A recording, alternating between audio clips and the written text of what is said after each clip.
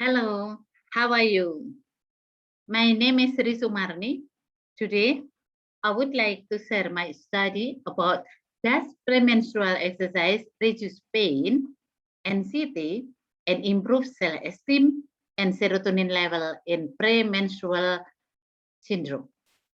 The background of this study is the prevalence of premenstrual syndrome is very high, and the most severe PMS occurs in the late 20s and contribute to increase of PMDD, postpartum depression, and also tantamine suicide. PMS has a big impact on childbearing women. It leads to decreased working productivity, economic loss, incompetency, and activity intolerance, decreased enthusiasm and motivation to learn, and also daily living activities. PMS may be diminished through pharmacological and non-pharmacological ways, and including exercise.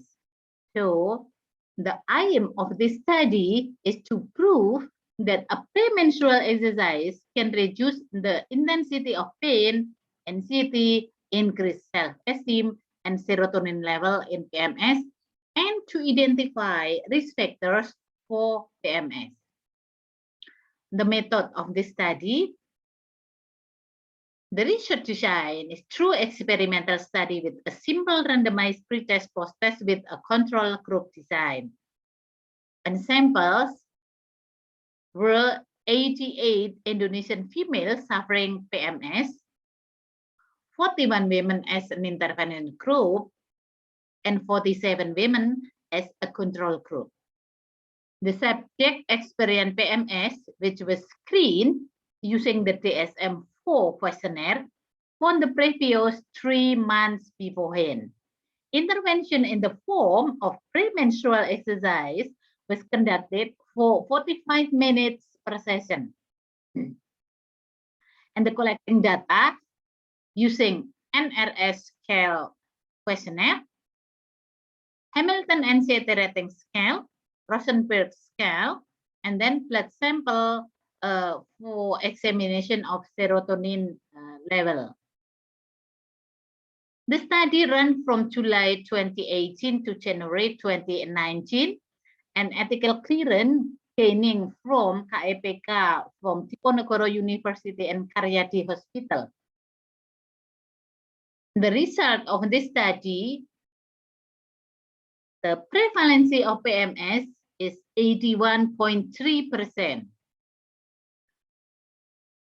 And the subject in the control group are teenage girls and young adult women.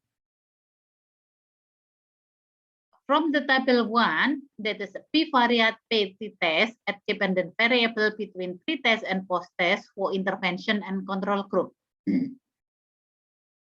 We know here that the test result showed a significant difference in the variable of pain, anxiety, self-esteem, serotonin in the treatment group between before and after treatment with p-value less than 0.05. And from table 2, that is independent test between intervention and control group, we know that the intensity of pain, anxiety, self-esteem, and serotonin level prove significantly with p-value less than 0.05. And table 3 here that showed about the regression logistic analysis that exercise is a predictor or protection for severe pain.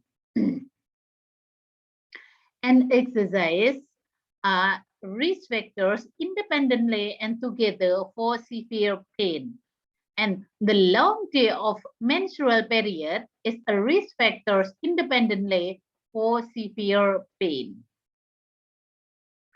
And table 4, that's regression logistic analysis of PMS against no anxiety and anxiety in PMS. We know here that exercise is a predictor of protection for anxiety. Exercise are risk factors independently and together for anxiety. Age is a risk factor as together factors for anxiety. Table 4.5 here, that's regression logistic analysis of PMS, exercise again high and low self-esteem in PMS. We know here that exercise is a predictor of low self-esteem with 0.034 times more likely to experience low self-esteem than the non-gymnastic group. And exercise is risk factors independently and together for low self-esteem.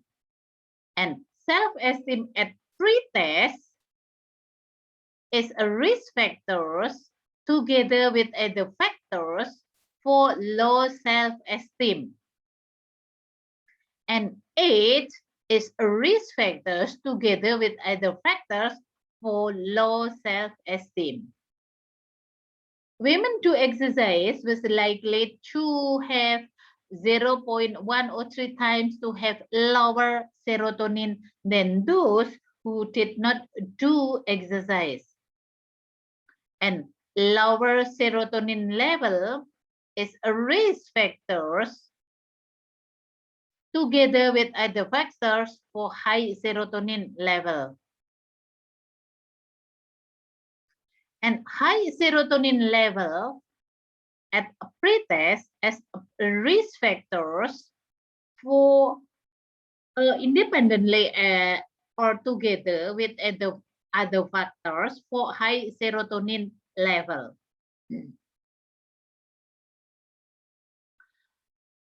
This study showed that the higher percentage of menstrual period is normal, that is 3 to 7 days. An average of PME in both groups are normal, that 20 in the intervention and control group. Other studies state that obesity women more likely suffer PMS than underweight women. Most of subjects in this study had a history of PMS, that 89%. That's quite similar research in Iran. And most subjects rarely exercise in both groups. Some studies confirm that adult women more do exercise than teenagers. The mean HB level in both groups were more than 12 grams per cent. There was a decrease in the mean of hemoglobin level at post-test. And research in India states that PMS women more have lower hemoglobin level than non-PMS women. And exercise has been shown to reduce pain significantly. And also from Iran studies that significant relationship between anxiety and the incidence of PMS. And the result of field observation shows that subjects who practice premenstrual exercise have a good self-perception of their body shape.